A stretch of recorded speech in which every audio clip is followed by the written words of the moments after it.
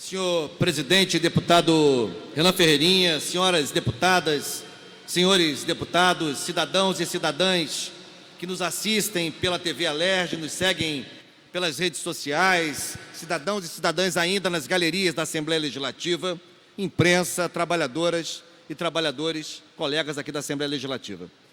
Deputado Renan Ferreirinha, evidentemente eu quero fazer menção à data de hoje, a esta efeméride do campo da educação, que é o 15 de outubro, dia da professora, dia do professor. Eu quero fazer menção a esta data importante, em primeiro lugar, cumprimentando genericamente minhas colegas e meus colegas de profissão que atuam na educação infantil, no ensino fundamental, no ensino médio, no ensino superior, seja na graduação, seja na pós-graduação, na educação profissional, na educação de jovens e adultos, na educação especial,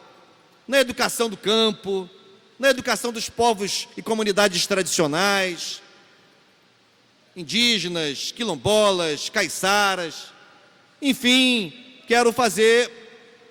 essa menção genérica a professoras e professores deste Estado e do Brasil, de modo geral, e fazer, se Vossa Excelência me autorizar, naturalmente, uma menção especial à rede pública estadual de educação, à rede estadual da FAETEC, aos colegas professores da UERJ, da UENF, da UESO, e aí cito as instituições ligadas à rede estadual, seja de educação básica, seja de educação superior, e também me permito, com a devida licença concedida pelo deputado Luiz Paulo, citar em particular a Rede Municipal de Educação de Niterói, em diálogo com a qual eu vivi experiências profissionais e na gestão pública que muito me marcaram como secretário de Educação daquele município. Feita essa introdução e dado este abraço caloroso, afetuoso, embora genérico, eu quero mencionar 3 aspectos mais específicos relacionados à data de hoje. Em primeiro lugar, eu quero fazer menção a um manuscrito que generosamente foi deixado em meu gabinete, um manuscrito que historia, com riqueza de detalhes, com capacidade de compilação de dados e análise de dados em relação a um marco da história da luta de professoras e professores no Rio de Janeiro, que faz 40 anos, nesse ano de 2019, que foi a histórica greve de 1979, de março de 79. Agradeço ao professor Godofredo Saturnino da Silva Pinto, que foi uma das principais e históricas lideranças do magistério público do Estado do Rio de Janeiro, que me deixou esses apontamentos, que eu li com atenção, em que ele restitui, com riqueza de detalhes, este marco do processo de organização, de mobilização e de luta de professoras e professores, do conjunto de profissionais da educação, vinculados à rede estadual de educação do Rio de Janeiro, mas também com atuação em redes municipais, sobretudo na capital. Godofredo historia desde a criação da Sociedade Estadual de Professores, a CEP com S, passando para o Centro Estadual de Professores, oriundo da fusão da CEP, da União de Professores do Rio de Janeiro, a UPRJ, e da APERJ, Associação de Professores do Estado do Rio de Janeiro, que se fundiram as 3 e criaram CEP com C, o Centro Estadual de Professores, até o estágio atual de organização, que é o Sindicato Estadual dos Profissionais da Educação. A greve de 79 foi um marco por várias razões. Em primeiro lugar, porque foi o primeiro grande movimento reivindicatório de luta aberta da categoria, num contexto de repressão, pois estávamos ainda sob a ditadura civil-militar, o processo de abertura política se iniciava, mas com muitas ambiguidades, com muitas contradições. Herzog e Manuel Fiel Filho tinham sido assassinados poucos anos antes, Médici e também Geisel reprimiram muito, até que se construísse um processo com muita pressão social de abertura muito gradual e ambivalente. Falava-se que era lenta, segura e gradual, como queriam os ditadores de plantão. Foi nesse contexto de soerguimento do movimento sindical brasileiro, no ABC paulista, com a liderança de Lula, na região metropolitana de Campinas, com a liderança de Jacob Ittar, no movimento de metalúrgicos, no movimento de bancários no Rio Grande do Sul, com a liderança de Olívio Dutra, e no movimento de professoras e professores no Rio de Janeiro, com a liderança de Godofredo Pinto. Por isso, esse é o primeiro aspecto que quero ressaltar, esse manuscrito que, a meu ver, deve se converter, vou tentar convencer o Godofredo a fazê-lo, numa publicação para que seja devidamente apropriada por tantos e tantas que desejem conhecer a história da luta dos professores e das professoras do Rio de Janeiro e os primórdios de sua organização como movimento de uma categoria que se organiza, que se mobiliza e que luta por suas pautas, direitos e reivindicações. Segundo aspecto que quero ressaltar, ainda dentro do meu tempo, nunca é demais, ao contrário, passou a ser deputado Renan Ferreirinha, deputado Luiz Paulo, passou a ser da mais absoluta atualidade lembrar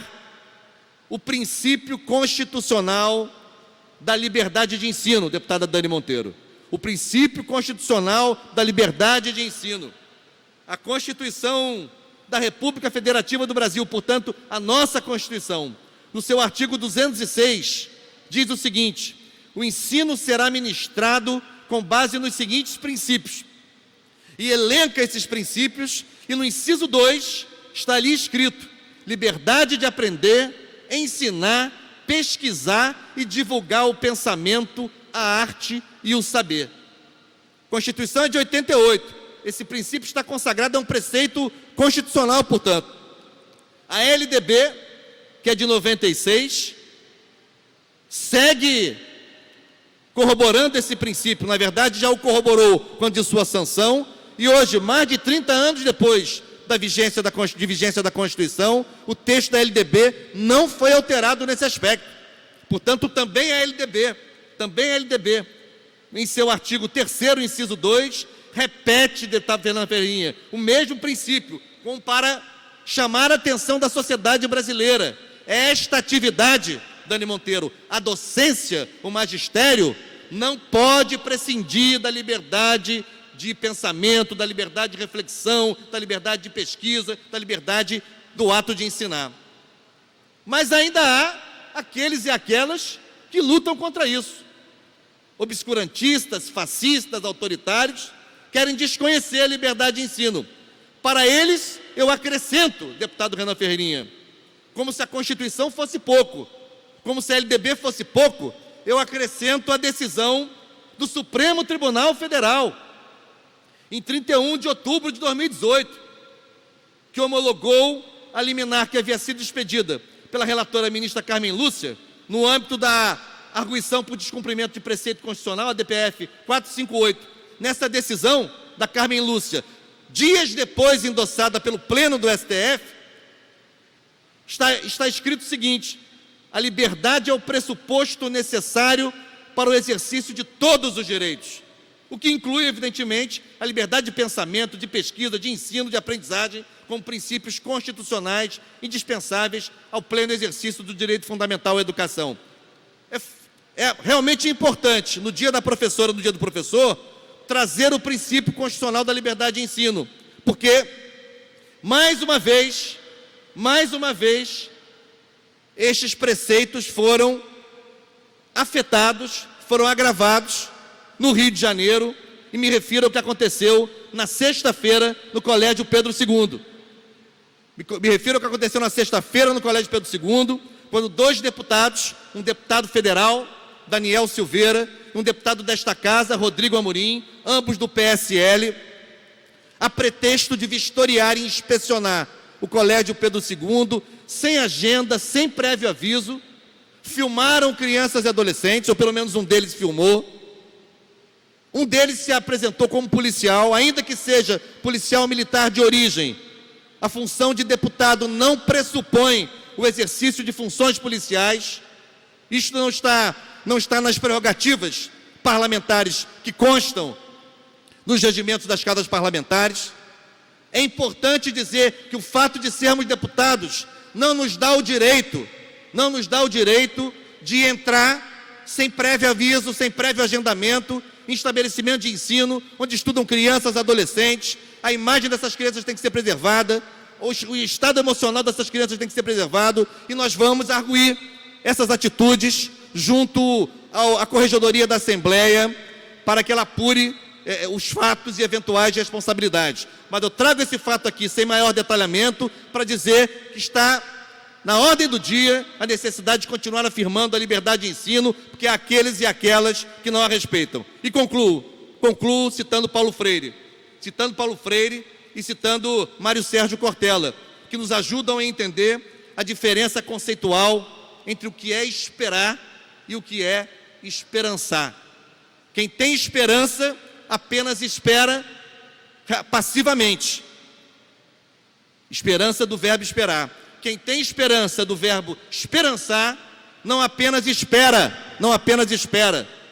age, se movimenta, se articula, vai ao encontro e busca aquilo que quer transformar. Esse conceito é muito importante e nós no Rio de Janeiro, nós da educação, esperamos do verbo esperançar ultrapassar os limites que o obscurantismo, que o fascismo, que o conservadorismo tenta impor ao magistério e às escolas. Não à criminalização do magistério, não ao amordaçamento da escola.